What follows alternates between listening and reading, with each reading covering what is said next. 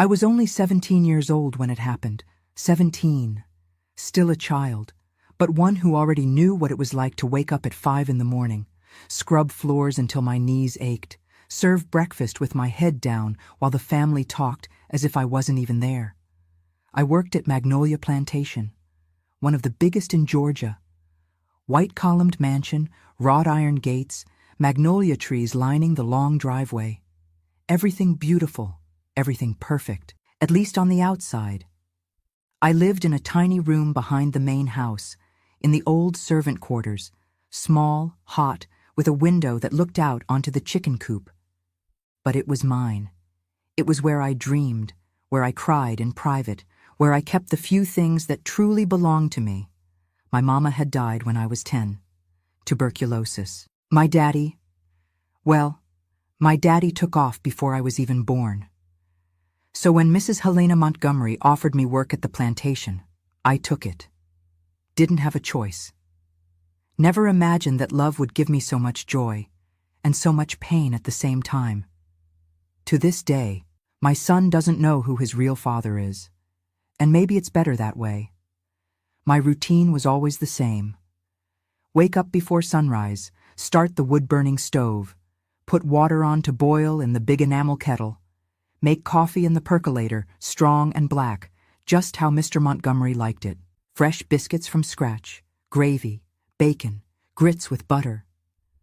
Everything had to be on the table by 6 o'clock sharp.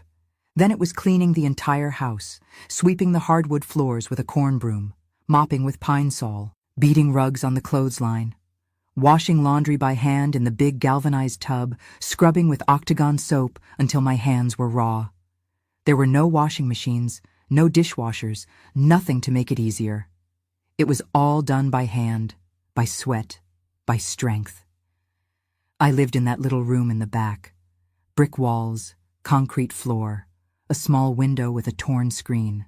I had an iron bed with a thin mattress, a wooden trunk where I kept my 3 changes of clothes, and a picture of Jesus on the cross hanging on the wall. It wasn't much, but it was mine. At night, after everyone was asleep, I'd sit by that window, watch the stars, listen to the crickets, hear the distant howl of the hound dogs from the neighboring farm, and I'd dream of having more, being more. My mama had died giving birth to my baby brother when I was 10. The baby died too. My daddy was a drinker. Disappeared shortly after, left me and my older sister with our grandma. When grandma passed, I was 15. Went to live with my aunt in a small town near Macon, but she had nothing. 6 kids, unemployed husband, a shotgun house with holes in the roof. That's when Mrs. Helena showed up at church one Sunday, looking for a girl to work at the plantation. She looked me up and down, saw I was skinny but strong, saw I looked like someone who wasn't afraid of hard work, offered me room, board, and $10 a week. I accepted on the spot. Didn't have anywhere else to go anyway. Mrs. Helena was one of those old Southern matriarchs. Dressed down to her ankles, hair in a tight bun, pearls around her neck. Went to First Baptist Church every Sunday, said grace before every meal, but treated us help like we were less than the dogs. Never looked us in the eye. Never said thank you. Never smiled. If the food got cold, she'd dump it in the trash and make us cook it all over again. If the laundry wasn't pressed exactly how she wanted, she'd tear it up right in front of us and tell us to wash it again. And we'd bow our heads, apologize, do it all over. Because we needed it, needed the money, needed that roof, needed that plate of food at the end of the day. But despite everything, I liked working in that house, liked seeing the fine china displayed in the cabinet, liked arranging fresh-cut flowers from the garden in the crystal vases, liked listening to the Philco radio playing Aretha Franklin and Sam Cooke while I washed dishes, liked the smell of pound cake baking in the oven, of fresh coffee percolating, of laundry drying on the line under the hot Georgia sun. They were small joys, small moments when I forgot I was just the help and felt almost at home. Never imagined that love would give me so much joy and so much pain at the same time. To this day, my son doesn't know who his real father is, and maybe it's better that way. because there are secrets that, when revealed, destroy everything. And this secret I've carried with me for over 50 years. Back then, I thought my destiny was just to serve others. Clean, wash, cook, obey. Thought that people like me didn't deserve to dream big, that our place was there, in the back, invisible, silent. But then, he arrived. William Montgomery, Mrs. Helena's youngest son, 19 years old, law student at the University of Georgia. Long hair down to his shoulders, like those rebellious young folks of the time, bell-bottom jeans, wide-collar shirt. He came home to spend the holidays at the plantation. And when he looked at me for the first time, I knew my life would never be the same, knew something big was about to happen, and I had no idea how big the fall would be, because at that plantation, in the middle of the Georgia cotton fields, in 1968, I discovered what it was to truly love, and I discovered what it was to lose everything because of that love. It was a Saturday in December of 1968. The heat was unbearable, that thick Georgia heat that made the air shimmer over the cotton fields and left dust rising from the dirt roads. I was at the wash basin, scrubbing the bed linens. Cold well water, octagon soap, that strong smell that stuck to your hands, scrubbing, wringing, beating against the concrete to get the dirt out. That's when I heard the sound of a Volkswagen Beetle pulling into the driveway. The engine sputtered and died. But it wasn't Mrs. Helena who got out. It was a young man. Tall, lean, brown hair down to his shoulders, wire-rimmed glasses, wearing a blue and white plaid shirt, faded Levi's jeans, scuffed Converse sneakers. He pulled a suitcase from the trunk and looked at the house with a smile on his face. William, the youngest Montgomery son. I'd heard about him, knew he studied law at the university in Athens, that he barely came home to the plantation. Mrs. Helena was always complaining that he'd turned into a communist, that he ran around with dangerous people, that he read banned books. But I'd never seen him up close. I dried my hands on my apron and lowered my head, like we always did when the family appeared. But he didn't go straight into the house. He came walking toward the wash basin. My heart raced. Good morning. His voice was gentle, calm. I looked up, startled. Good morning, sir. He smiled. A beautiful, genuine smile. You're new here, aren't you? I don't remember seeing you before. I swallowed hard. I've been working here almost 2 years, sir. But you're hardly ever home. He laughed. A good laugh to hear. True, I've been avoiding this place. The city is more free, you know. I didn't know. Had never left this area. But I pretended to understand, nodding my head. What's your name? Mary. Mary Darlene Johnson. Mary. That's pretty. He stood there, looking at me in a way that made me self-conscious. It wasn't Mrs. Helena's look, which saw me as an object. This was different. It was like he actually saw me. Over the next few days, William kept showing up in the kitchen, always with some excuse. Said he wanted cold water from the clay filter, said he was hungry and wanted to know if there were any biscuits left, said he wanted fresh coffee. And he'd always start a conversation, asked me where I was from, if I had family, if I liked working there. I'd answer, but always afraid. Afraid Mrs. Helena would show up, afraid I was doing something wrong. But William, he was so different from everything I knew. He told me about college, about the student protests against the Vietnam War, about his friends who'd been arrested for handing out anti-war flyers. Said America was living through a dark time, but that young people were going to change everything. Said he wanted to be a lawyer to defend the poor, the workers, those who had no voice. And I just stood there, listening, fascinated, because no one had ever talked to me like that, about big things, important things, like my opinion mattered. It was on a full moon night that everything changed. Mrs. Helena had gone to spend a few days at her sister's house in Savannah.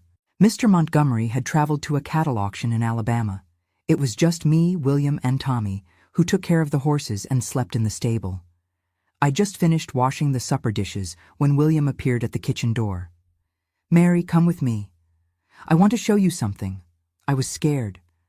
"Sir, I need to finish up here." He smiled. "You're done. Come on. I promise you'll like it."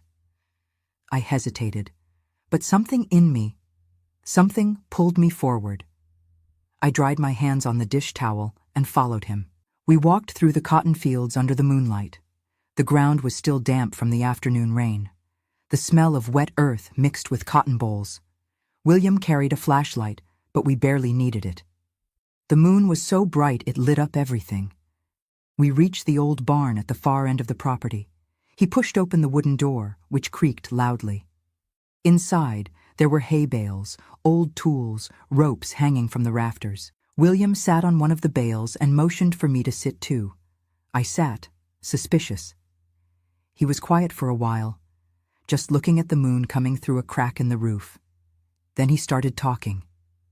"You know, Mary, I hate this plantation." I widened my eyes. I hate what it represents, this whole boss and worker thing, people who give orders and people who obey. I think it's all unfair. He looked at me. "You work so hard and get almost nothing. Eat the leftovers, sleep in a room with no ventilation, and still have to put up with my mother treating you like you're nothing." I lowered my head. "It's life, sir. It's always been this way. But it shouldn't be." He took my hand. My heart nearly stopped. "You deserve more, Mary. Deserve to go to school, have your own house, be free." No one had ever said that to me. No one had ever held my hand like that. And when he leaned closer, when he pressed his forehead against mine, when he whispered that I was the most real person he'd ever met, I knew I was lost. Because there, in that old barn, under the December moon of 1968, I fell in love. Fell in love in a way that still hurts today. In a way that never went away. Over the following weeks, William came back every weekend, and every weekend we met in the barn. He brought an old transistor radio, tuned it to stations playing Bob Dylan, Joan Baez, Peter, Paul, and Mary. Songs about freedom, about change, about love. He brought me gifts, a tube of Avon lipstick, cherry red. Said he'd bought it from a lady who sold door to door at his boarding house near campus. I'd never worn lipstick in my life. Mrs. Helena said help shouldn't paint themselves, that it was for loose women. But alone in my room at night, I'd put it on slowly and look at myself in the small piece of broken mirror I had. And I felt beautiful. Another time he brought a book, To Kill a Mockingbird, by Harper Lee. Said I needed to read it. "Sir, I can barely read, then I'll read it to you." And that's what he did. For weeks, in the barn, by flashlight, William read me that story about a girl in Alabama and her father who defended a black man accused unjustly. I'd lie in his lap, listening to that gentle voice, and felt like the luckiest girl in the world. We talked about everything. I told him about my childhood, about my mama who died, my daddy who disappeared, the hunger I suffered, the nights I slept cold, without a blanket. He held my hand and said one day everything would change, that when he graduated, he'd find a way to get me out of there, that we'd run away together, far away, where nobody knew us, where we could just be William and Mary, no last names, no boss, no shame. And I believed him, believed every word, because when you're poor, when you've never had anything, it's easy to believe in beautiful promises. The following months were the happiest of my life, and also the most dangerous. William came back from Athens every weekend, arrived on Friday nights in that Blue Beetle, always bringing new records, books under his arm, news from the world outside. During the day, we pretended. He was the boss's son. I was the help. When Mrs. Helena was around, he barely looked at me. I'd serve lunch with my head down, silent, like I was supposed to. But at night, when the whole house was asleep, he'd tap 3 times softly on my window, and I'd go. Lord forgive me, but I'd go. We met in the barn. He'd bring an old quilt, a flashlight, and sometimes a portable radio. He'd tune it to WSB radio out of Atlanta, real low so nobody would hear. They'd play Sam Cooke, Otis Redding, Aretha Franklin, songs the station played late at night when the censors weren't paying attention. But William didn't care about that. He'd hold me from behind while we listened to A Change Is Gonna Come, explained what the lyrics meant, talked about segregation, about freedom, about a different America that would exist one day. And I pretended I understood everything. But the truth is, I just wanted to be there. In his arms, smelling the ivory soap on his skin, hearing his heart beating against my back.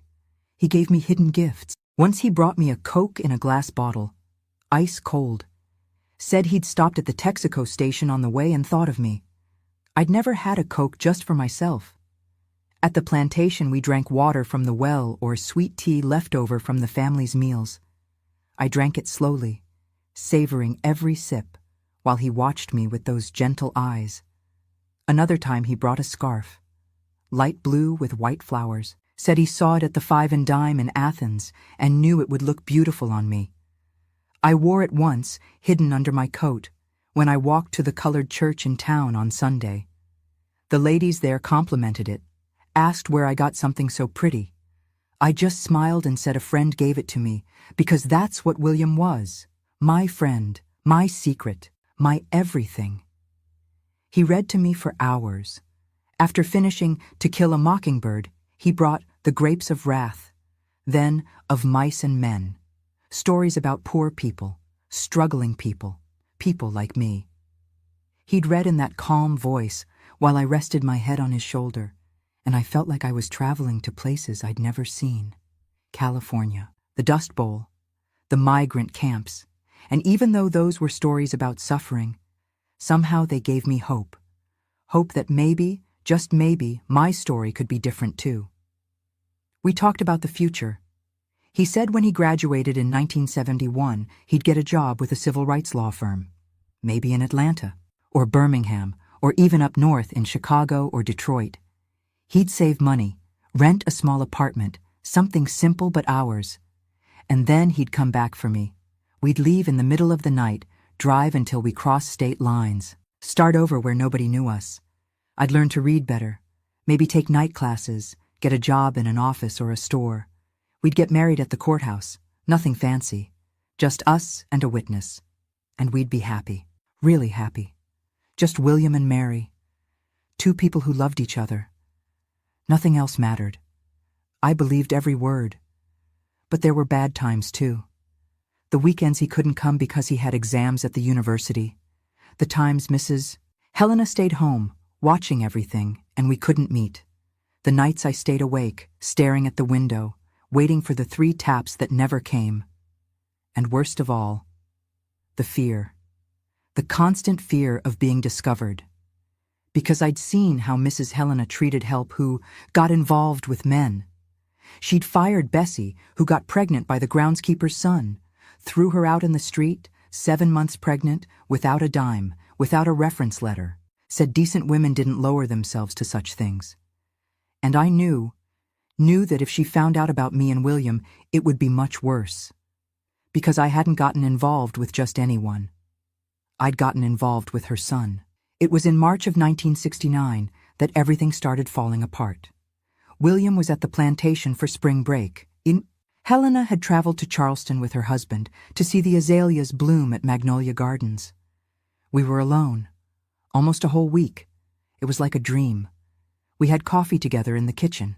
He helped me wash dishes, taught me to dance to the radio, kissed me in the middle of the living room, without fear, without rushing. We slept together in his room, in the big bed with linen sheets that smelled like lavender. I'd never slept in such a soft bed, never woken up with sunlight coming through the window and a man holding me. Never felt so loved. But on the last day, before Mrs. Helena came back, William got serious. We were in the barn. He was smoking a Marlboro, staring at nothing. "Mary, I need to tell you something." My heart froze. "My mother wants me to get married." I felt the ground disappear beneath my feet. "There's a girl, daughter of a plantation owner who's friends with the family. College girl, good family. He threw the cigarette on the ground and stepped on it. But I don't want to marry her. I want you. Then don't marry her. He laughed, a sad laugh. If it were that simple?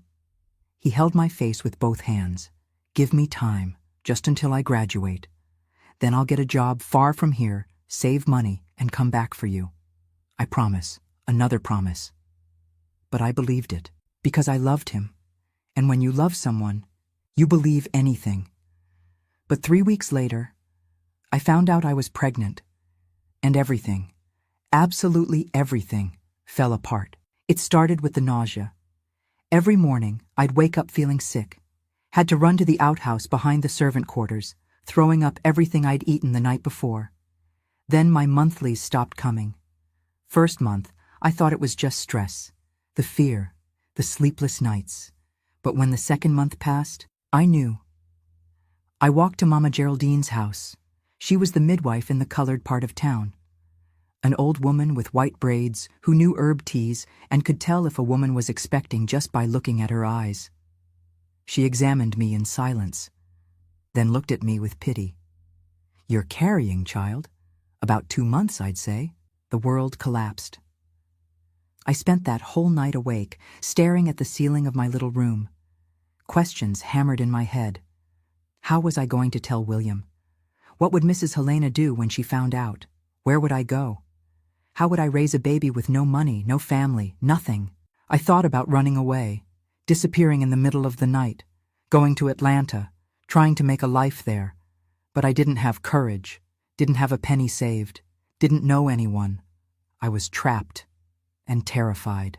William would only come back on the weekend. 4 days of agony. 4 days pretending everything was fine, serving lunch, washing clothes, cleaning the house, while inside, I was breaking into pieces. When that blue beetle finally pulled into the driveway that Friday, I almost fainted with relief. I waited for night to fall, waited for the 3 taps on the window. We went to the barn like always, but this time I couldn't speak. I just cried. He held me, scared. Mary, what's wrong? Did something happen? I sobbed so hard I could barely breathe. Finally, between one sob and another, I spoke. I'm pregnant, William. He froze, didn't say anything, just stared at me with those wide eyes like he couldn't believe what he was hearing. I kept going. 2 months. I went to Mama Geraldine. She confirmed it. The silence was deafening. Then he let go of my hand, got up, ran his hand through his hair, started pacing back and forth. My God, William. He stopped, looked at me. Are you sure? Yes. And it's mine? That hurt more than anything, more than the nausea, more than the fear, more than the shame. Of course it's yours. You think I'm sorry, Mary. I didn't mean it like that. He knelt in front of me, held my hands. I'm scared, but we'll figure it out. I promise. Another promise.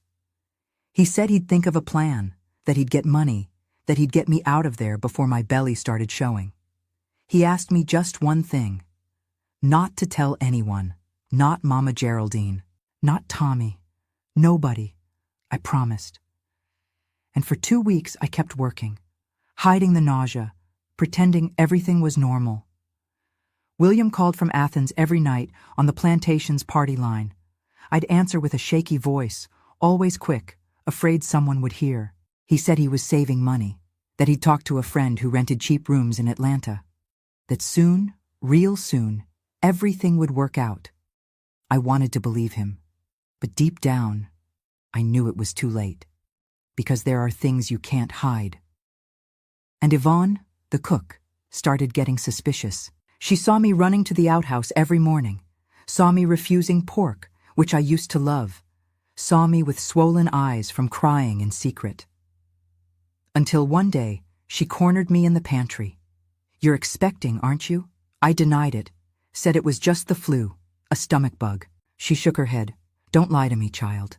I've had 6 babies. I know the signs. And before I could stop her, she told Mrs. Helena. It was on a Thursday afternoon. I was ironing clothes in the service area when I heard her voice. Mary, come here now. The tone was ice cold. I walked into the dining room.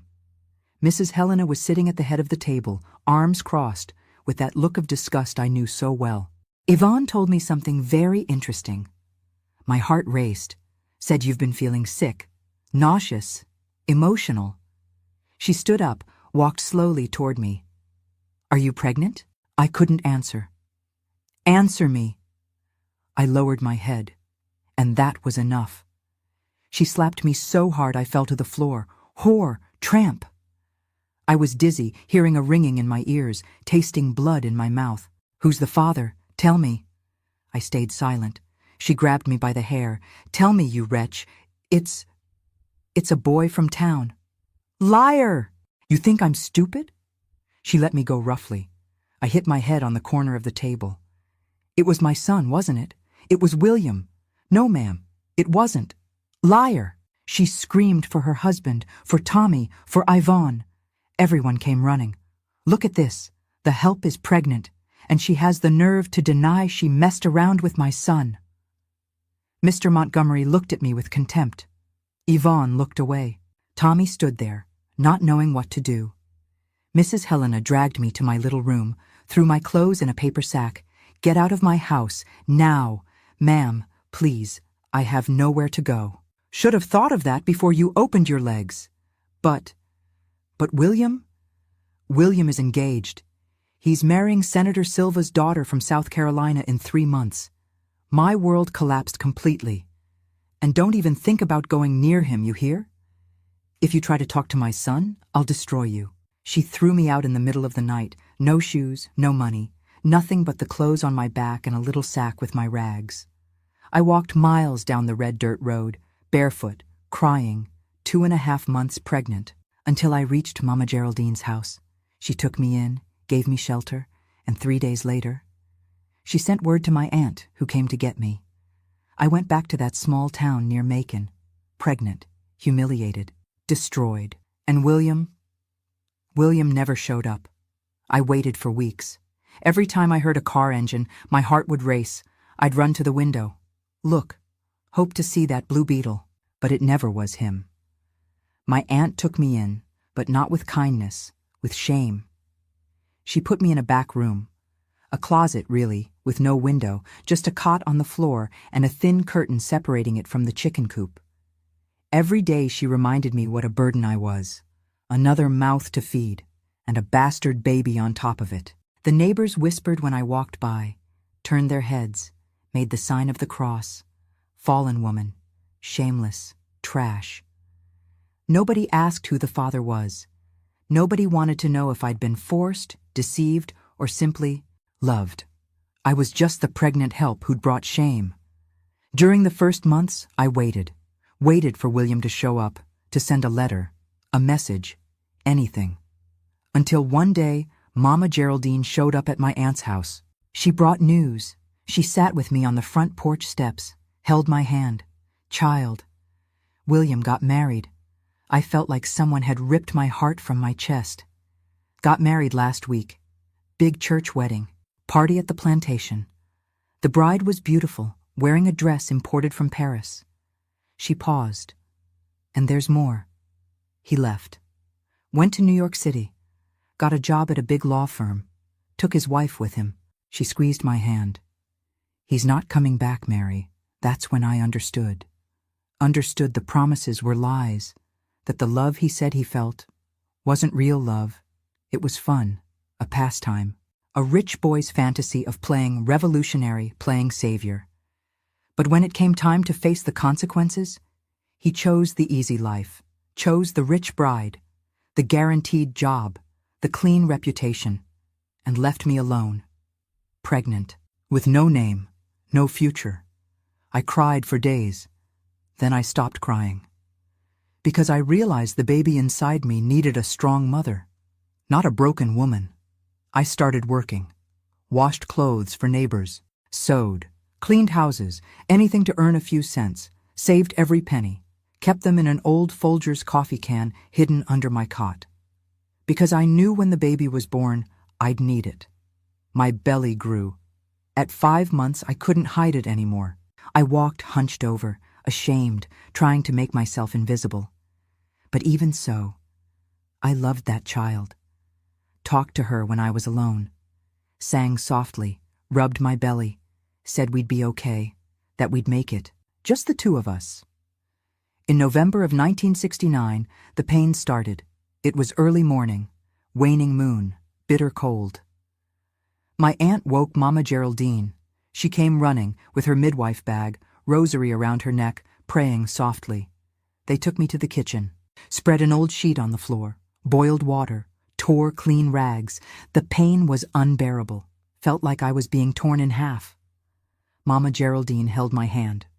Breathe, child.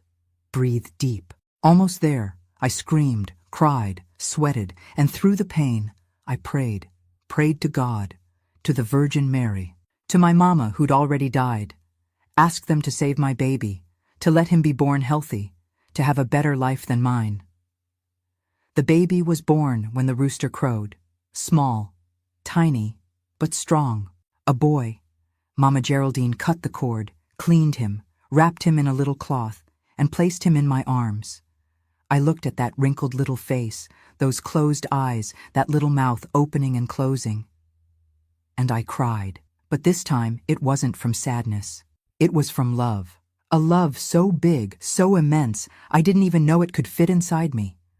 I named him John Darlene Johnson, no father's last name. Because the father didn't exist, I registered him alone, just my name on the paper. Mother, Mary Darlene Johnson. Father, not listed. That hurt, but it was the truth.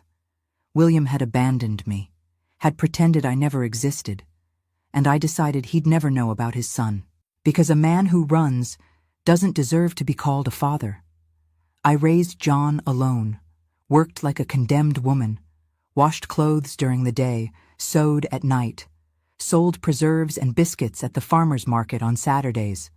He grew up skinny, but healthy, smart, curious. From the time he was little, he loved to read, asked me to teach him his letters, wanted to know about everything. Where's the ocean? How do stars stay in the sky? Why are some people rich and some people poor? I answered as best I could, and when I didn't know, I made something up. Because I wanted him to dream, to believe he could be more, go further, that he didn't have to be like me. My aunt barely tolerated us. She'd complain constantly about the noise John made, the extra food we ate, the space we took up. But I saved every penny I could, kept them in that old Folgers can, hidden under a loose floorboard in our room. When John was 4, I had enough to rent a tiny place of our own. 1 room, shared bathroom down the hall, hot plate for cooking. But it was ours. John was so happy. He ran around that little room like it was a mansion. "Mama, this is our castle." And I cried, because to him it was. I got a job at Henderson's Diner on Route 75, waitressing, 6 days a week, double shifts when they'd let me, wore a pink uniform with a white apron, served truckers, traveling salesmen, families passing through. My feet ached every night. My back hurt from carrying heavy trays. My hands were rough from washing dishes in the back when we were short-staffed. But the tips were decent, and Mr. Henderson let me bring home leftover pie and biscuits for John. When John turned 7, I got him into the public school in town. He went so proud, with his composition notebook under his arm, a Bic pen in his torn shirt pocket. Came back telling me everything he learned, showing me his arithmetic, the words he'd written. I'd sit with him at our little table, looking at his schoolwork, my heart swelling with pride. Because he was smart. So smart. Smarter than any kid in his class, the teacher said. And he had his father's eyes. The same way of smiling, the same forehead, the same long, thin hands. But I never told him, never spoke William's name, never showed a picture, never gave any hint. When John asked about his father, I'd just say, "He left before you were born, baby. But it wasn't because he didn't love you. Sometimes, life separates people, and he accepted it, because children believe their mothers." The years passed. John grew into a handsome young man, intelligent, determined. He finished high school with honors, won a scholarship to study at the University of Georgia, law school, just like the father he never knew. When he told me, I felt my chest tighten, but I smiled, because I was proud of him, proud of the man he'd become, without a father, without money, without anything, but with dignity, and with a huge heart. He graduated in 1992, 23 years old, a lawyer, the first in our family. He opened a small office, started taking small cases, workers without proper documentation, people suing unfair bosses. He said he wanted to fight for the weak, for the forgotten, just like his father had said, so many years ago. And I kept the secret, because I was afraid of what would happen if he discovered the truth. John worked hard, took cases nobody else wanted. Farm workers cheated out of wages, domestic workers fired without cause, tenants evicted illegally. He didn't make much money, but he made a difference. People in town started knowing his name, respecting him, and slowly his practice grew. By the time he was 30, he had 2 associates. By 35, he had an office in Atlanta. He bought me a house, a real house, small but mine, with a yard, a porch, a white picket fence. I cried the day he gave me the keys. "You deserve this, Mama. You deserve everything." He came to visit every Sunday, brought fresh bread, cold cuts, fruit. We'd have coffee together on the porch, talk about his week, about his cases, about life. I was happy, or almost, because the secret was still there, buried, hidden, but alive. And then, in 2015, everything changed. John was 46, I was 64. He'd grown even more successful, had partners now, law clerks, big cases. He'd bought me that house with the porch, simple, but mine, with a yard, a gate, flowers I planted myself. He visited every Sunday, brought groceries. We'd have coffee on the porch, talk about his week, about his cases, about life. I was content, or almost, because that secret, it was still there, buried deep, but alive. One Sunday in May, John arrived different, excited, agitated. "Mama, I got a huge case." He sat in the rocking chair, eyes shining. "You won't believe it. The Montgomery family, the ones who own Magnolia Plantation." My blood ran cold. "What?" "That's right. Remember I told you about that class action lawsuit? More than 50 former workers suing for unpaid wages, no benefits, working conditions like modern slavery." He kept talking, but I couldn't hear anymore. Just that name echoing in my head. Montgomery, Montgomery family, Magnolia Plantation. John. "John, what family is this?" He looked at me, puzzled by my trembling voice. "The Montgomerys, one of the richest families in Georgia, landowners for generations. Cotton, tobacco, real estate, powerful people, Mama. But they exploited workers their whole lives. And you're going to prosecute them?" "Exactly. I'm going to take down this family, Mama. I'm going to get justice. Show them that no matter what your last name is, nobody's above the law." He smiled, proud. "It's going to be the case of my career." I didn't sleep that night. Tossed and turned in bed, sweating cold, heart racing. Montgomery, William Montgomery, the man I loved, the man who destroyed me, the man who never knew he had a son. And now, this son was going to prosecute him, was going to destroy his name, his reputation, his wealth, and didn't know. He was destroying his own father. The following days, John talked about nothing else, called excited, sent messages, came for lunch just to tell me about the progress. "Mama, you can't imagine what this family did. Paid starvation wages for decades, never registered anyone properly. There are people who worked there 30 years and have nothing for retirement." I listened in silence, heart tight. And there's more. The patriarch, this William Montgomery, came back to America, lived in New York for years, but after his wife died, he came back to the plantation. Now he's old, sick, but still running everything. William, still alive. Old, but alive. I tried to talk John out of it. Son, is it worth it? Messing with powerful people is dangerous. Mama, since when are you afraid to face injustice? You're the one who taught me to fight for the underdog. I know, but nothing. I'm seeing this through. These Montgomerys are going to pay for everything they did. And there was no argument that would change his mind. I started having nightmares. Dreamed about the plantation, the barn, William's hands holding mine, Mrs. Helena's voice cursing me. Woke up sweating, crying, feeling that old pain coming back. And worse, I started feeling guilty. Guilty for not telling the truth. Guilty for hiding from John who his father was. Guilty for letting him go to war without knowing who he was fighting against. The case moved forward quickly. John got evidence, documents, witnesses, former workers who confirmed the abuse, the unpaid wages, the inhumane hours, and he scheduled a meeting, was going to the plantation, was going to confront William personally. Mama, on Thursday, I'm going to Magnolia Plantation, going to serve the old man personally. Want to see his face when he realizes he's lost. Don't go, John, please.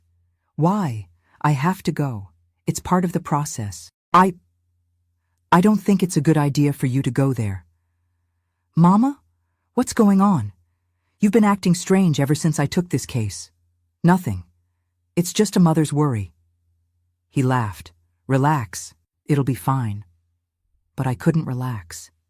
Because I knew that if John went there, if he looked William in the eyes, he might realize, might see in the old man's face, his own face reflected back. On Wednesday night, I made a decision.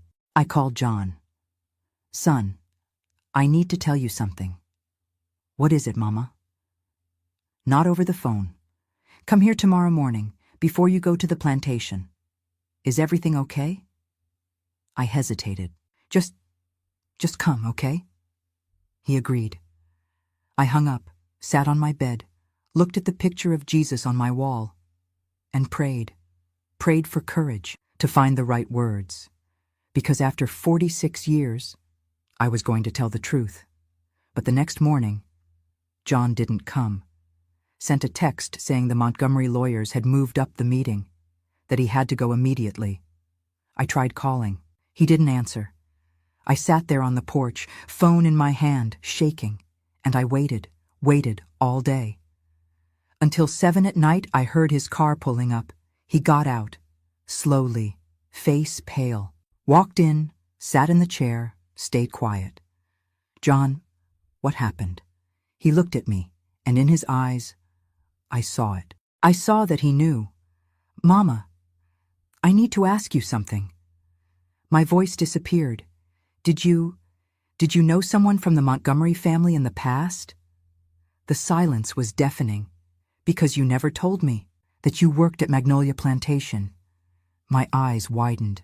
How did you? One of the old workers recognized you, said you worked there in 1968, that you were thrown out, pregnant. Tears started running down my face. He stood up, came to me, held my hands. Mama, is William Montgomery my father? I couldn't answer, just cried, and he understood. We stayed there, in silence. For minutes that felt like hours, until he spoke, voice breaking. I looked into his eyes today, William's eyes, and it was like looking in a mirror, the same face shape, the same nose, the same hands. He paused, and he noticed too. I saw it in his face. He turned white, didn't say anything, but he knew. John let go of my hands, walked to the door, stopped. I need time to process this. And he left, leaving me there, alone, with the weight of a secret that finally had been revealed. John didn't come back the next Sunday, or the one after. He sent short messages, distant. I'm okay, Mama. Just need time. Don't worry, we'll talk soon. But we didn't talk, and that silence was killing me inside. I'd spent 46 years protecting my son from the truth, and now that he knew, I'd lost him. I spent nights awake, sitting in the porch rocker, looking at the starry sky, replaying everything in my head. Did I do right by hiding it? Should I have told him before? Does he hate me now? The questions had no answers, just the silence of the night, and the crickets chirping, and the weight of guilt. 2 weeks later, I got a phone call. It was a voice I didn't recognize. Mrs. Mary Darlene Johnson? Yes. This is Attorney Henry Patterson, representing the Montgomery family. My heart raced. Mr. William Montgomery would like to speak with you, in person. I went silent. Could you come to the plantation tomorrow afternoon? I don't know if... Please, Mrs. Johnson. Mr. Montgomery is very ill. He insists on speaking with you. I hesitated, but deep down, I knew I needed to go, needed to close this chapter. Look him in the eyes, after so many years. All right, I'll come. The next afternoon, a Blacktown car came to pick me up. Uniformed driver, leather seats, cold air conditioning. I wore my Sunday dress, the nicest one I had. Simple, floral but clean, pressed. Pulled my hair into a bun, put on pale pink lipstick. I wanted to look presentable, not for the plantation, not for the Montgomerys, but for myself. Because this time, I wasn't the scared 17-year-old help anymore. I was Mary Darlene Johnson, 64 years old, mother, worker, survivor, and I was going to look William eye to eye, as equals. The plantation looked different. The iron gate was rusted, the gardens overgrown, the paint on the big house peeling. Time had passed there too. They took me inside. The room was dark, smell of medicine, of old age. And there, sitting in an armchair with a blanket over his knees, was him, William Montgomery. I almost didn't recognize him. The hair that used to be brown and long was now thin and white. The face that used to be handsome and young was now wrinkled and tired.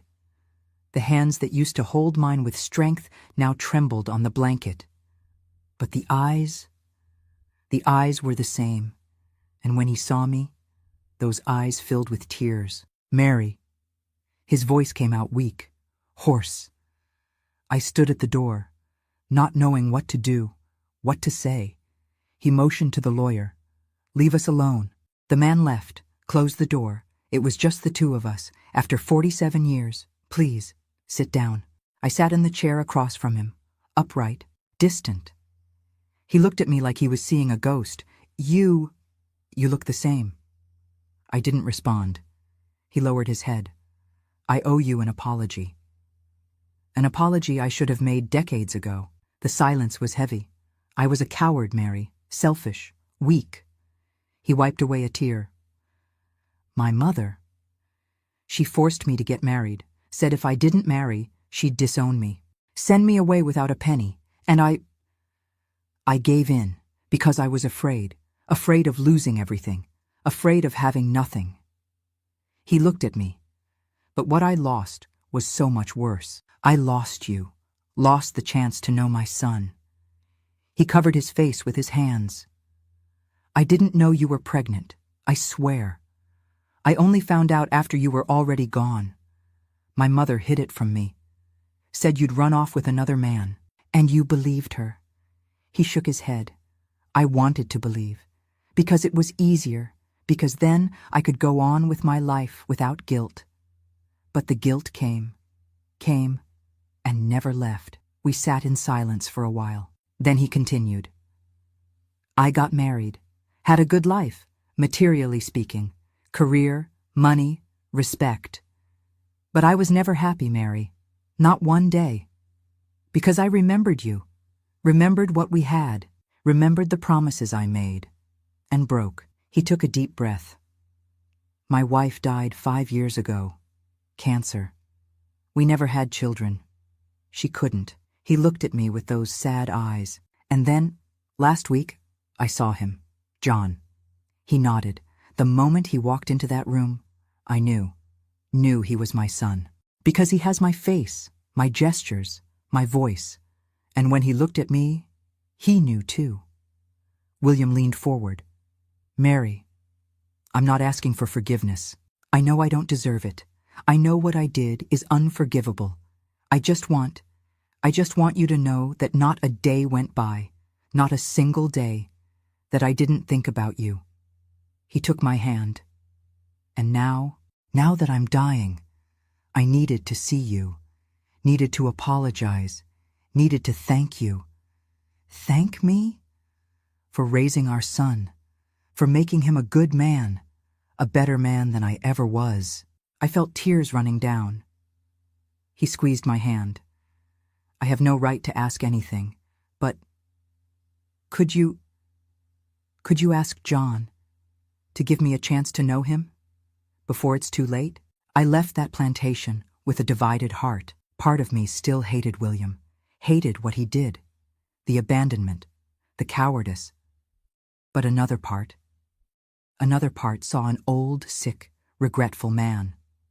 A man who'd lost as much as I had, maybe even more, because I had John, had his love, his company, the pride of watching him grow, and William had nothing, just the weight of guilt, and the emptiness of a whole life without knowing his own son. I got home and called John. He answered on the third ring. "Hi, Mama." "Hi, son. I need to talk to you." "I need to talk to you too, Mama." I was heading over there now. "Then come, I'll wait." I hung up, sat on the porch, and waited for the son I raised alone, waited to find out what would happen now that all the secrets had been revealed, now that there was nowhere left to hide. John arrived as the sun was setting, got out of the car slowly, had a folder under his arm, came in, kissed me on the forehead. "Hi, Mama." "Hi, son." We sat on the porch, one on each side of the white plastic table he'd given me for my birthday. We stayed quiet for a while, just listening to the birds coming back to their nests, until he spoke. "I went back to the plantation yesterday." My heart tightened, talked to him, to William, and, he sighed, "It was strange, Mama, real strange, looking at a man I spent weeks prosecuting, investigating, trying to destroy, and finding out he's my father." John ran his hand through his hair. He told me everything, about you two, about what happened, about his cowardice. "What did you feel?" He was quiet for a while. Anger. A lot of anger. Anger that he abandoned you, that he let you go through everything alone, that he was weak. He looked at me. But I also felt sorry for him. Because I saw an old, sick, lonely man, a man who lost his whole life because of one cowardly choice he made when he was young. He opened the folder, took out some papers. He offered me money, a lot of money, said he wants to make up for the years he wasn't there, that he wants to leave me an inheritance, put me in his will. And are you going to accept? John shook his head. "I don't want his money, Mama. Never wanted it. Never needed it."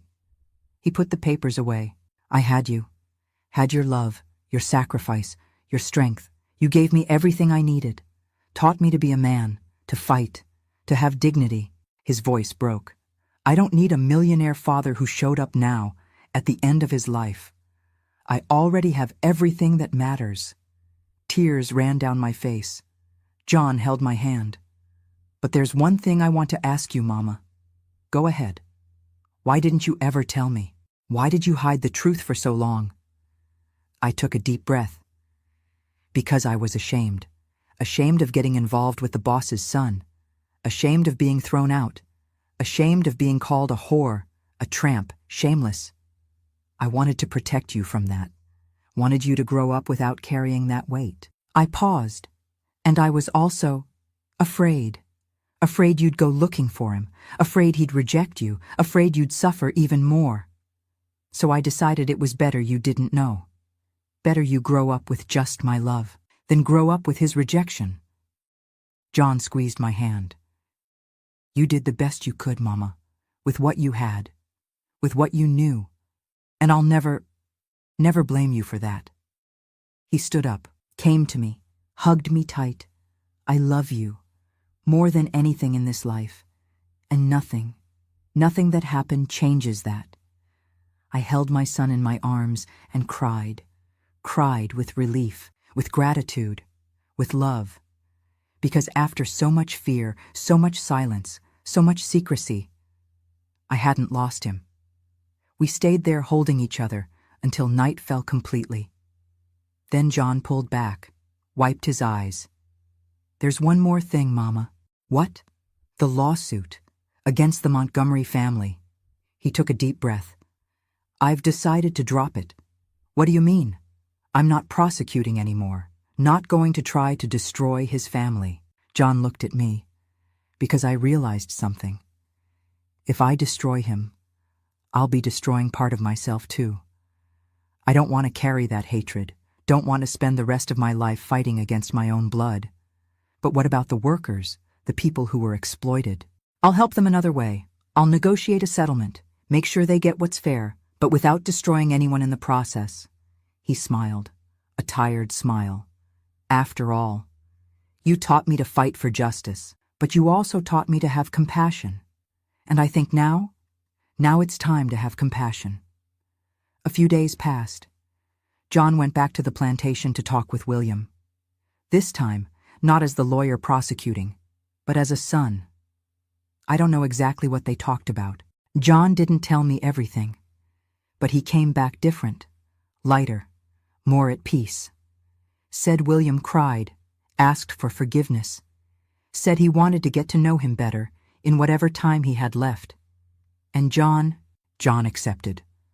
Not as a son who forgives everything and forgets, but as a man who understands that life is complicated, that people make mistakes, and that holding grudges doesn't heal anything. William died 3 months later. Pancreatic cancer. It was already advanced when they found it. John was there in the final days. They talked, laughed, cried. William told stories about his youth, about the barn, about the promises he made, about the love he felt, and he asked once more for forgiveness. John held his hand until the end. And when William closed his eyes for the last time, he whispered something. John told me later, with tears in his eyes. He said, "Thank you. Thank you for letting me know you, even though I didn't deserve it." The funeral was quiet. Few people, the distant family that remained, some old workers, and John. He stood before the casket, serious, thoughtful. When he came home, he hugged me and said only, "I'm at peace, Mama. Finally, I'm at peace." Today, when I look back, when I think about everything that happened at that plantation in 1968, I don't feel anger anymore, don't feel shame anymore. I just feel tired, and an old sadness that will never completely go away. Because there are loves that mark you forever, that leave deep scars, but that also teach. Teach about pain, about loss, about strength. I raised my son alone, worked until my hands bled, cried in secret, endured humiliation. But when I look at him today, a lawyer, a good man, a kind heart, I know it was worth it. Every tear, every sacrifice, every sleepless night, because I turned pain into love. And that love created an extraordinary man. Not every silence is cowardice. Sometimes it's love trying to protect what's left. Sometimes it's a mother doing the best she can with the little she has. And if I could go back, if I could change anything, I don't know if I would, because it was exactly that pain, that secret, that struggle, that made me who I am today. A strong woman, a warrior mother, a survivor, and John. John still asks me from time to time about that time, about the love I felt, about the days at the plantation, about young William, and I tell him without anger, without bitterness, just with the serenity of someone who's already made peace with the past, because holding resentment only poisons you, and I've carried enough weight. Now I just want to live. Live whatever time I have left with lightness, with my son nearby, with my heart finally at peace. Because in the end, not every happy ending is perfect. Sometimes it's just real. And that's more than enough. But there's something John doesn't know. Something I never told him. And maybe I never will. Because some secrets should stay buried forever. Last week, something happened. Something that brought everything back. All the memories, all the pain, all the questions I thought I'd put to rest. John came for lunch. We were in the kitchen, me frying chicken, him setting the table. Suddenly he stopped, stood there staring at the wall with that look of someone thinking hard. "Mama, can I ask you something?" "Of course, son." He hesitated. Do you still love him?" I almost dropped the spatula. "Who?" "William." I felt my heart tighten. "Why are you asking that?" Because I was looking at some old photos that were in his house, that the cousins gave me after he died. He took out his phone, showed me a picture. It was me, young, 17, smiling, in the backyard of the plantation. I didn't know that photo existed. He'd kept it, Mama, for over 40 years, kept this photo in a locked box, with other things, a transistor radio, a Harper Lee book, a handkerchief. John looked deep into my eyes. "He never forgot you." I didn't answer, just went back to frying the chicken, with trembling hands. John didn't push, changed the subject, talked about work, about his daughter Laura, about plans for the weekend. But the question hung in the air. Do you still love him? And the truth? The truth is, I don't know. I don't know if what I feel is love, or if it's just longing. Longing for who I was, who he was, who we could have been, together.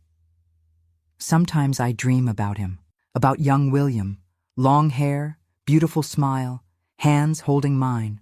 We're in the barn, listening to the radio, dancing slowly, and he whispers in my ear, "I'm coming back for you. I promise." I wake up with my heart aching, because I know it's just a dream, that he never came back, that he died without keeping his promise. But there's something bothering me, something I can't get out of my head. That day when John went to the plantation for the first time. The day he looked into William's eyes and realized he was his father. What exactly happened? John never told me the whole story, just said William went pale, that he didn't say anything, that he stayed silent. But what about after? What did they talk about when they were alone? What did William say? What did John answer? "Last week," I asked. "Son, that day at the plantation, when you two were alone for the first time, what did he say to you?" John was quiet for a while, then answered, "He gave me something, Mama." "Something?" "An envelope, sealed, with your name written on it." My blood ran cold. "An envelope? With my name?" "Yes. He said I should only give it to you when you were ready." "And you have this envelope?" "I do." "Where is it?" John looked at me with those tear-filled eyes. "It's put away, at the office, locked up. And why did you never give it to me?" Because I didn't think you were ready. And now? Am I ready?" He held my hand. "I don't know, Mama. Only you can answer that." I stayed awake all night thinking. What's in that envelope? A letter? An explanation? A plea for forgiveness?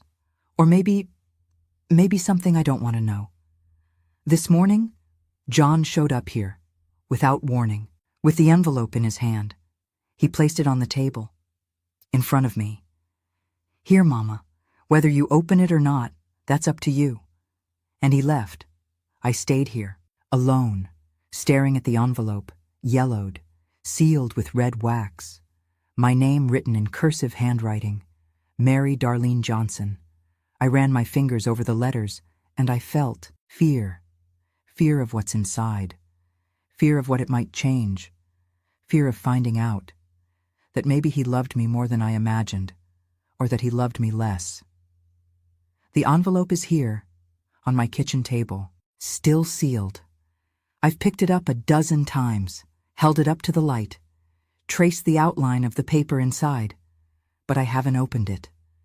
I keep thinking about what John said, that William kept a box, locked away, for 40 years, with my photo, a radio, a book, a handkerchief, things that meant something to him, things that reminded him of me, of us. I have a box too, an old metal cookie tin, hidden in the back of my closet. Inside are the notes William left me, yellowed, ink faded, but still readable. You light up my days. Can't wait to see you again. You're the most beautiful thing that ever happened to me. There's also a photograph, small, black and white, blurry, the two of us, arms around each other, smiling. We took it secretly, with an old Kodak camera he borrowed from a friend. I never showed that photo to John. Don't know why. Maybe because it's too intimate, too personal, or maybe because I want to keep that moment just for myself. And there's a letter, the last letter William wrote me. It arrived a month after I was thrown out of the plantation. My aunt received it, held on to it for days, deciding whether to give it to me or burn it. In the end, she gave it to me. I opened it with trembling hands. 4 months pregnant, swollen, tearful. I read it sitting on the edge of my cot, heart racing. The letter said, "Mary, I heard what my mother did, heard she threw you out, humiliated you. I tried to find you, went to town, asked about you. But nobody would tell me where you were, or maybe you asked them not to tell me. And I understand. I have no right to ask anything, no right even to write this letter. But I need you to know, I loved you. Truly. It wasn't a game, wasn't just fun, it was real. And if I could go back, if I could have courage, I'd leave everything, the family, the money, the name, and I'd run away with you. But I don't have that courage. And I'll carry this cowardice for the rest of my life. One day, when I'm a real man, I'll come back for you. If you still want to wait for me, I love you, William." I read that letter 1,000 times, cried over it, crumpled it, tore it up. But then I gathered the pieces, taped them together with Scotch tape, kept it, because deep down, I still had hope. Hope he'd come back, that he'd keep his promise. But he never came back. And with time, I stopped waiting. I put the letter in the bottom of the box and tried to forget. But there are nights like tonight, when I open the box, take out the letter, read it again, and I wonder what would have happened if he'd had courage, if he'd left everything and come for me. Would we have been happy? Would love have been enough for us to survive poverty, prejudice, society's rejection? Or would we have destroyed each other along the way? I don't know. I'll never know. But now, there's this new envelope, sealed, waiting, with words William wanted to tell me, but never had the courage to say while alive. And I'm terrified. Terrified of opening it and finding out he really did love me, that he suffered as much as I did, that he never forgot. Because if that's true, then all these years of anger, of resentment, of telling myself he was just a coward, all of that crumbles, and I'll have to face the fact that maybe we both lost everything because of fear. His fear of losing his family's money and status. My fear of believing I could ever be enough for someone like him. But I'm also terrified of the opposite, of opening it and finding out it wasn't real love, that it was just guilt, or obligation, or a dying man trying to clear his conscience. Because if that's true, then everything I felt, everything I carried for 50 years, was just a beautiful lie I told myself. I've been sitting here for hours, the envelope in front of me. The sun has set. The house is dark except for the kitchen light. I can hear the cicadas outside, the distant sound of cars on the highway, the ticking of the clock on the wall. I think about John, about the man he became, strong, honest, compassionate. He didn't need William to become that man. He just needed me. And maybe that's enough. Maybe that's the real ending to this story. Not reconciliation, not forgiveness, Not dramatic revelations, just a mother and son making it through. Together, but still. This envelope haunts me. What if it contains answers I've been looking for my whole life? What if it finally gives me peace? Or what if it just reopens wounds I spent decades healing? I pick up the envelope again, feel the weight of it. There's definitely something inside. Several pages, feels like. William's last words to me. Words he wrote knowing he was dying. Knowing this was his final chance to say whatever he needed to say. My hands are shaking. I find a butter knife in the drawer, slide it under the red wax seal. It cracks easily, like it's been waiting all this time to be opened. I pull out the pages, 3 of them, lined notebook paper, covered in that familiar handwriting, the same handwriting from 50 years ago, just shakier now, older. I unfold the first page, and I start to read. My dearest Mary, if you're reading this, then I'm gone. And John gave you this letter, which means he thought you were ready. Or maybe you demanded it. That sounds like you. Strong, determined, never backing down. I don't know where to start. There's so much I need to say. So much I should have said decades ago. But I was a coward then. And even now, facing death, I'm still a coward. Because I'm writing this instead of saying it to your face. I loved you, Mary. Loved you more than I've ever loved anyone in my entire life. What we had in that barn, in those stolen moments under the Georgia moon, that was the most real thing I ever experienced. Everything else, the law degree, the career, the marriage, the money, it was all hollow, empty. Because none of it was built on truth. It was all built on the lie I told myself. That I could forget you, that I could move on, that I could be happy without you. I couldn't. Not for one single day. I stop reading. My hands are shaking so badly I can barely hold the pages. Tears blur my vision. Because these words are what I waited 50 years to hear. And now I don't know if I can handle them. I fold the pages back up, carefully, put them back in the envelope. And I sit there, in my dark kitchen, with the letter in my lap, and I cry. I cry for the girl I was, for the man he was, for the love we lost, for the life we never had. And I realize some questions don't need answers. Some doors don't need to be opened. Some letters, maybe they're better left unread. But now it's too late. I've already started. And I know I have to finish. I have to know what else he wrote, what other truths he finally found the courage to say. Even if it breaks me, even if it changes everything. Tomorrow I'll read the rest. Tonight I just need to sit with this, with the knowledge that he loved me, that it was real, that I wasn't crazy or foolish or naive, that what we had, it meant something to both of us. For all these years, the envelope sits on my table, waiting. And so am I, waiting to find out what other secrets William took to his grave and left for me to discover. Now, after all this time, 2 years have passed since William died, 2 years since the secret was revealed, 2 years of a peace I thought I'd never find. John continued with his practice, grew even more. Now has 3 offices across Georgia. He got married too, to a good woman, a teacher named Emily. They had a daughter, my grandbaby, Laura.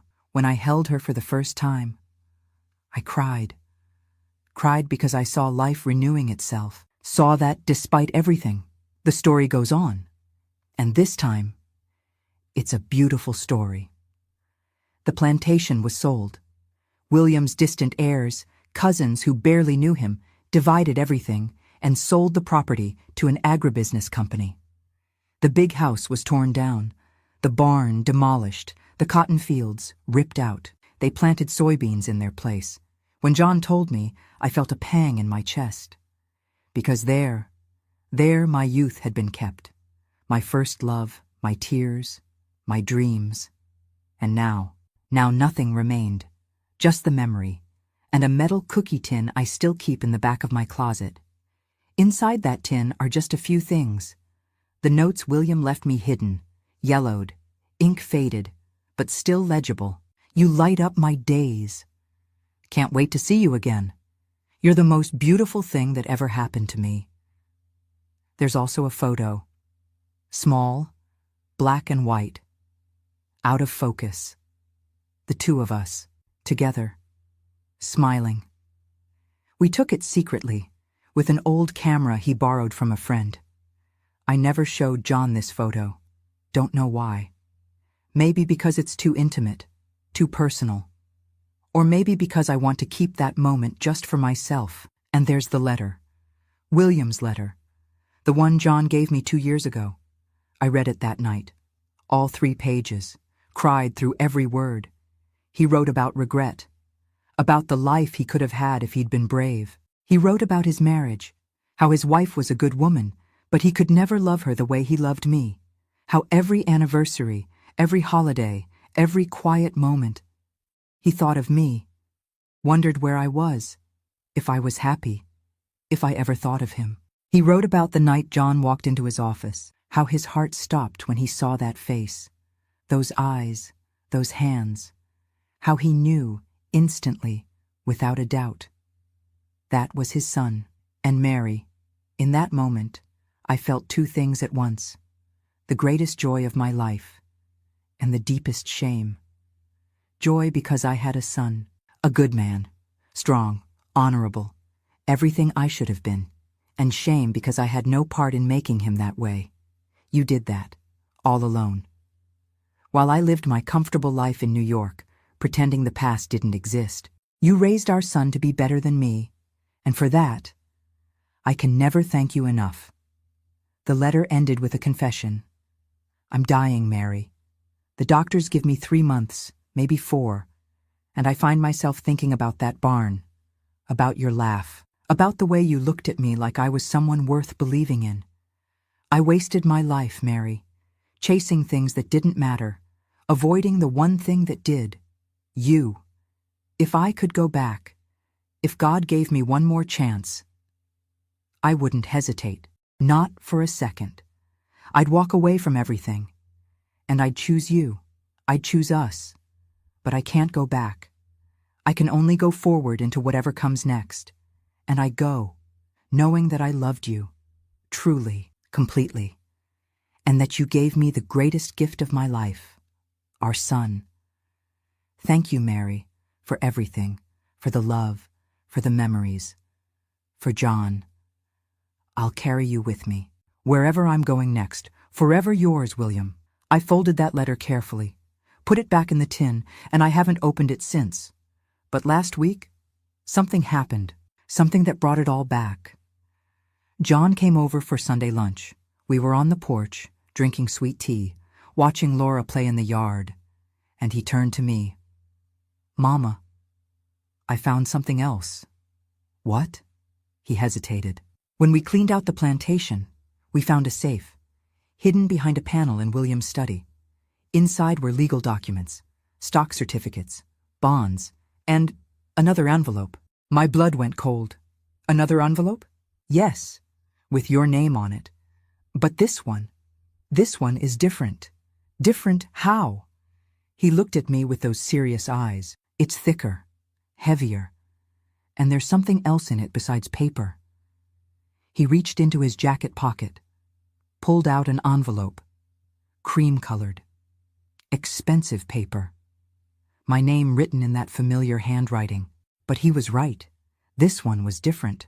There was something hard inside, something small. What is it? I don't know, Mama. I didn't open it.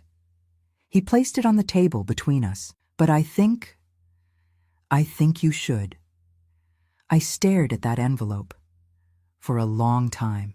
Laura's laughter rang out from the yard. A mockingbird sang in the magnolia tree. A car passed on the road. Normal sounds, normal day. But nothing felt normal. You don't have to open it now, John said quietly. Or ever, if you don't want to. He stood up. I'm going to take Emily and Laura for ice cream. Give you some time. He kissed my forehead. Whatever you decide, I'm here. And then he left, and I was alone, with the envelope. I picked it up, felt the weight of it. Whatever was inside. It was metal, heavy. A key? A locket? A ring? My hands trembled. I thought about not opening it, thought about just putting it in the tin with everything else, letting it stay a mystery, because I'm tired. Tired of secrets. Tired of revelations. Tired of the past reaching into my present. But I also know that if I don't open it, I'll wonder forever. Wonder what William wanted me to have. Wonder what his final message was. So I did it. I slid my finger under the seal, opened it slowly. Inside were two things, a small velvet box and a folded piece of paper. I opened the box first. Inside was a ring, simple, gold band, slightly worn, and engraved on the inside, M and W, forever, 1968. My breath caught. He'd had a ring made, for me, 57 years ago, and he'd kept it all this time. I unfolded the paper with shaking hands. It was short, just a few lines, in William's handwriting, but different, shakier, like it was written recently. It said, "Mary, I bought this ring in December 1968, the week before Christmas. I was going to give it to you on New Year's Eve, in the barn, under the stars. I was going to ask you to marry me. I was going to tell my mother the next day, face whatever came. But I never got the chance. I've carried this ring with me for 57 years. In my pocket, in my desk drawer, in my safe. It was supposed to be yours. It should have been yours. I'm sorry I never gave it to you when it mattered, but it's yours now. Always was. Always will be, W." I sat there, on my porch, holding that ring, and I cried. Cried like I haven't cried in years, because he was going to marry me. He was going to choose me, and I never knew. All these years I thought he'd never really loved me, that I was just a fling, a secret, something to be ashamed of. But he'd bought a ring, he'd made a plan, he was going to face his family, and then it all fell apart. I slipped the ring onto my finger. It fits perfectly, like it was made for me, because it was. 57 years ago, for a girl named Mary, who loved a boy named William, in a barn in Georgia, under the stars. And now I don't know what to do with this knowledge, this ring, this final piece of the story. Do I tell John? Do I keep it to myself? Do I wear it? Hide it? Pass it down? Last night John came back, sat with me on the porch, looked at my hand, saw the ring. Didn't say anything at first, just held my hand, looked at it, then quietly asked, "Mama, do you still love him?" And I couldn't answer, because I don't know. I don't know if what I feel is love, or grief, or regret, or just memory. Memory of who we were, who we could have been. The ring is on my finger. I haven't taken it off since I put it on. John noticed. Emily noticed. But nobody says anything. They just let me be. Sometimes I wonder if William is somewhere, watching, seeing me finally wear his ring after all this time. And sometimes late at night, I swear I can hear it. 3 soft taps on my window, just like he used to do 57 years ago. But when I look, nobody's there, just the Georgia night, and the memories, and this ring that I'll wear until the day I die. The envelope is still here, on my nightstand, empty now. But somehow, it feels like there's more secrets, more truths, more things William wanted to say. And I wonder, was that really his last message? Or is there something else? Something John hasn't told me yet? Because last Sunday, when I asked him about the ring, he got quiet, then said something strange. "Mama, there was one more thing in that safe." "One more?" "Yes. But I don't think you're ready for it yet, and he hasn't brought it up since. Won't tell me what it is. Just says, when you're ready, I'll give it to you. So now I wait, with this ring on my finger, and questions in my heart. What else did William leave for me? What other truth is still hidden? And the biggest question of all, do I even want to know? The envelope is here, on my nightstand. John says there's one more thing, one more secret William left for me, but he won't tell me what it is. Says I have to decide if I'm ready. And I don't know. I don't know if I want to know, because every time I open something from William, it changes everything. The first letter told me he loved me. The ring showed me he was going to marry me. What could possibly be left? If you were me, what would you do? Would you ask John to bring you that final secret? Or would you leave it buried forever? Tell me in the comments. Because I need to know what you would do in my place. Maybe your words will give me the courage I need, or the peace to let it go. And if you want to know what that final secret is, if you want to know what else William left for me, tell me down below. Maybe, just maybe, I'll have the courage to find out and tell you what it was.